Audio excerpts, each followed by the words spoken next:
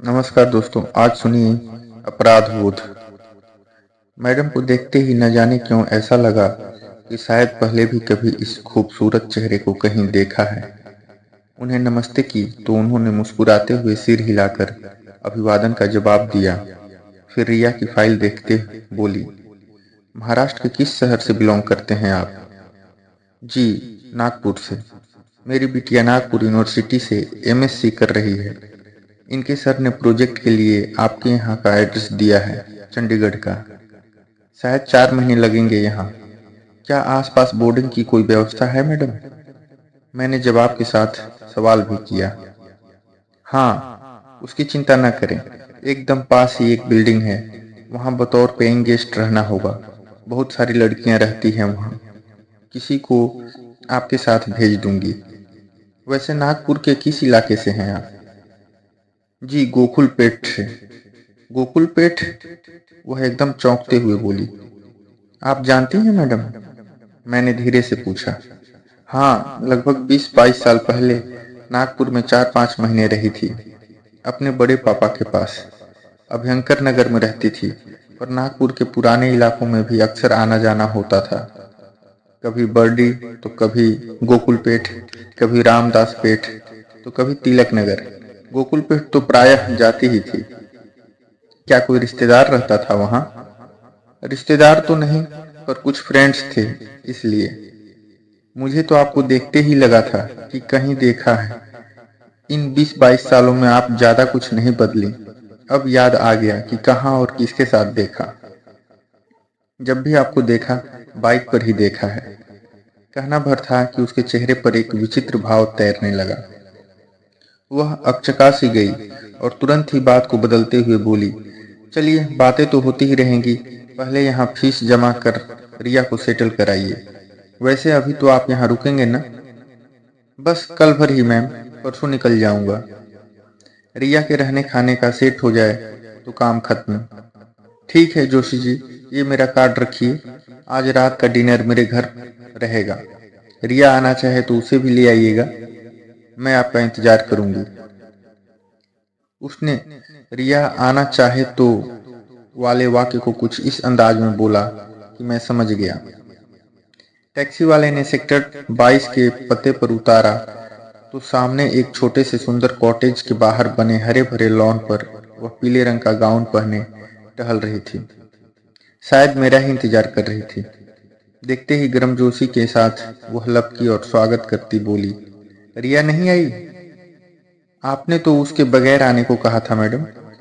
अब इस उम्र में इतना भी न समझ सकूं तो लानत है ऐसी उम्र को।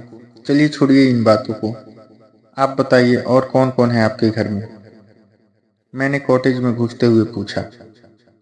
कोई भी नहीं, अकेले रहती हूँ। बस एक लेडी सर्वेंट है जो सुबह शाम नाश्ता खाना आदि बना देती है, कपड़े धो देती है, घर की साफ सफाई कर देती है और रात 9 बजे अपने घर चली जाती है। आइए, डाइनिंग टेबल पर बैठते हैं, खाना लगा हुआ है। शुद्ध पंजाबी खाने की खुशबू से महक रहा था डाइनिंग हॉल। एक तंदूरी रोटी उठा, राजमा की प्लेट की तरफ हाथ बढ़ाया ही था कि वह बोली, हाँ जोशी जी, आपने किसके साथ मुझे देखा था? शायद रजत के साथ, गलत भी हो सकता हूँ। मैंने आहिस्ता से कहा। नहीं, बिल्कुल गलत नहीं, लेकिन आप उसे कैसे जानते हैं? वह पूछ बैठी। अरे, अपने लंगोटिया यार को मैं नहीं जानूंगा तो भला और कौन जानेगा? वो मेरे साथ पढ़ा लिखा, खेला कूदा। हम दो जिस्म एक जान थे। हम में इतनी अंतरंगता थी कि एक दूसरे के सारे राज जानते थे। हमारे बीच कोई दुराव छिपाव न था। लेकिन उसने तो कभी मुझसे आपके बारे में नहीं बताया। वह हैरत से बोली। हाँ, और उसने भी कभी मुझे आपके बारे में नहीं बताया। इस बात का तो मुझे भी आश्चर्य हुआ। वैसे जिन दिनों आप उसके साथ थी मैं शहर के बाहर था, लेकिन कभी कभार एक आध दिन के लिए आता तो उसे आपके साथ इधर उधर सरपट बाइक में भागते दौड़ते देखता। सोचता कि इस बारे में पूछूंगा, किंतु कभी वह पकड़ा ही नहीं गया। हाँ, उसे पकड़ना आसान न था। वह बहुत तेज भागता था और एक दिन मेरी जिंदगी से वह ऐसे भागा कि बस उसे ढूंढती रह गई। एकाएक ही लापता हो गया। 3 महीने का ही उसका साथ था और इस 3 महीनों में मैंने कभी जानने की कोशिश नहीं की कि कौन है उसके परिवार में, कौन उसके दोस्त हैं और कहाँ रहता है वो।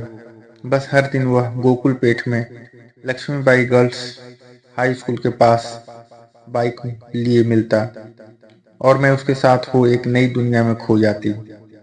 मैं तो सीधे सीधे उसे शादी के लिए कहती थी, लेकिन हर बार उसका जवाब होता, एक प्रॉब्लम है, वो सॉल्व हो जाए तो देखेंगे। कभी नहीं बताया कि आखिर प्रॉब्लम क्या है।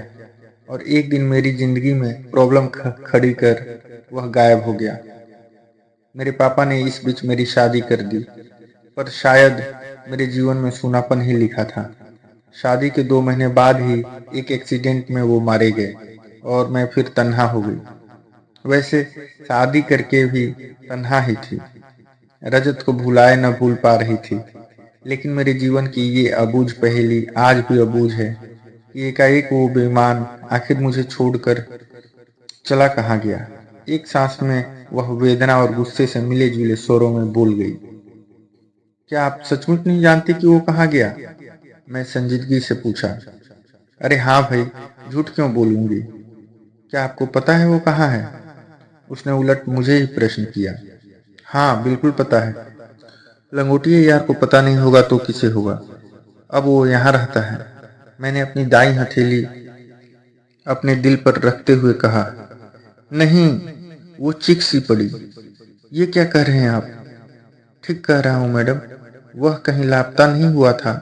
एकाएक उसे आनन फानन में मुंबई के केईएम हॉस्पिटल में दाखिल कराना पड़ा था। वह जिंदगी और मौत के बीच झूल रहा था।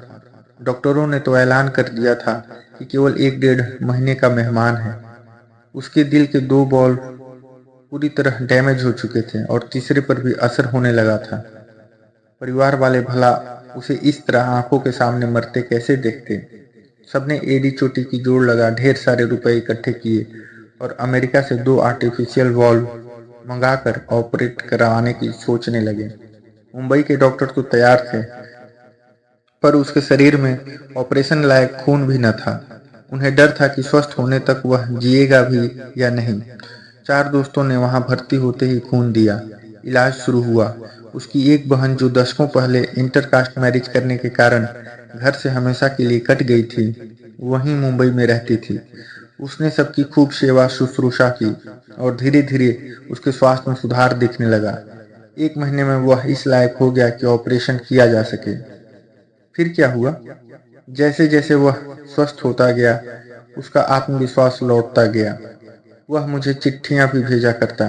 पहले की चिट्ठियों में अक्सर वह नहीं बच पाने का ही जिक्र करता। निराशा और दुख विषाद से सराबोर रहता था उसका पत्र। फिर कुछ दिनों बाद उसने कुछ खत जीने की ललक लिए लिखे। कहता, लगता है अब मैं बच जाऊंगा यार, 2-3 दिन के भीतर ही अमेरिका से वॉल्व आने वाला है, फिर जल्द ही ऑपरेशन होगा। कुछ ही दिनों के बाद मैं तुम सबके बीच रहूंगा। क्या उसने कभी मेरा जिक्र नहीं किया? अचानक वो पूछ बैठी। नहीं, बिल्कुल ही नहीं। मैं जरूर पूछना चाहता था तुम्हारे विषय में, पर इस डर से नहीं पूछा कि चिट्ठी वहां कोई और न पढ़ ले।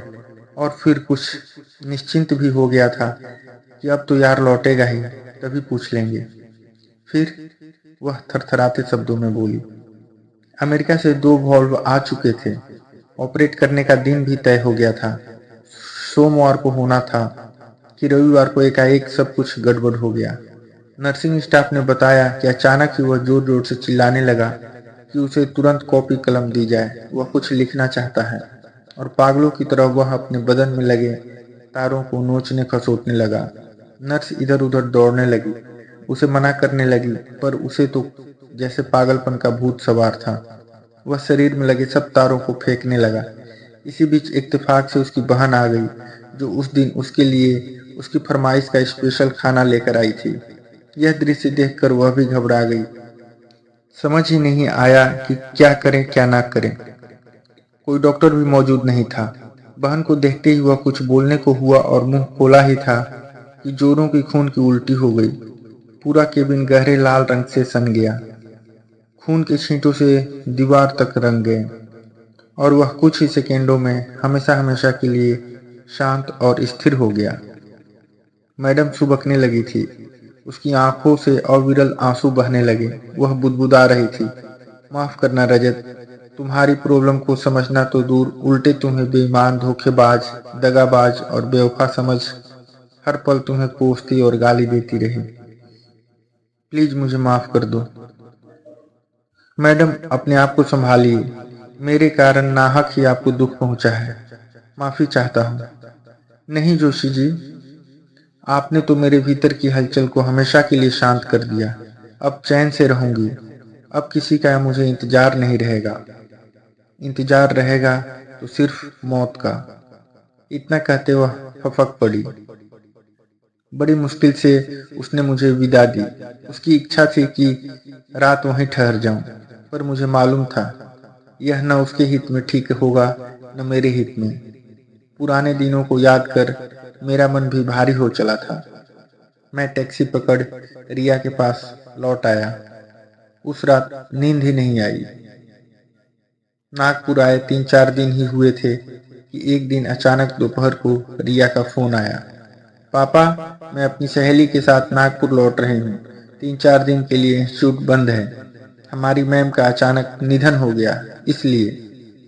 क्या? एक बारगी से मैं चौंक गया और पूछा, कैसे हुआ? कब हुआ? कैसे हुआ ये पता नहीं। बताते हैं कि सोए सोए नींद में ही चल बसी। पोस्टमार्टम रिपोर्ट में साधारण मौत बताया गया है। रिया, कब हुआ ये हादसा? मैंने जिज्ञासा से पूछा। जी पापा, 7 नवंबर मंगलवार की सुबह। रिया के 7 नवंबर मंगलवार कहते ही मुझे रजत का ख्याल आ गया। वो भी तो इसी दिन और इसी तारीख को गुजरा था, 7 नवंबर मंगलवार को। उफ, मेरे मुंह से निकला। क्या हुआ पापा? रिया उधर से पूछने लगी। कुछ नहीं बेटा, कुछ नहीं। सुबह तुम्हें लेने आऊंगा, फोन करना। और मैंने फोन काट दिया। फोन काटने के बाद भी रिया के शब्द कानों में गूंज रहे थे। 7 नवंबर मंगलवार। मुझे लगा कि उस दिन उसके पास रुक जाता तो शायद वह बच जाती। एक अपराध बोध मुझ पर हावी होने लगा। मैंने आंखें भींच ली। बंद आंखों में भी कभी मैडम दिखती तो कभी रजत। तो दोस्तों, ये थी आज की कहानी। इसी क्रम में लेकर आएंगे और भी रोचक एवं ज्ञानवर्धक कहानी यदि पसंद आए तो लाइक करें, शेयर करें और कहानी सुनिए चैनल को सब्सक्राइब करें। धन्यवाद।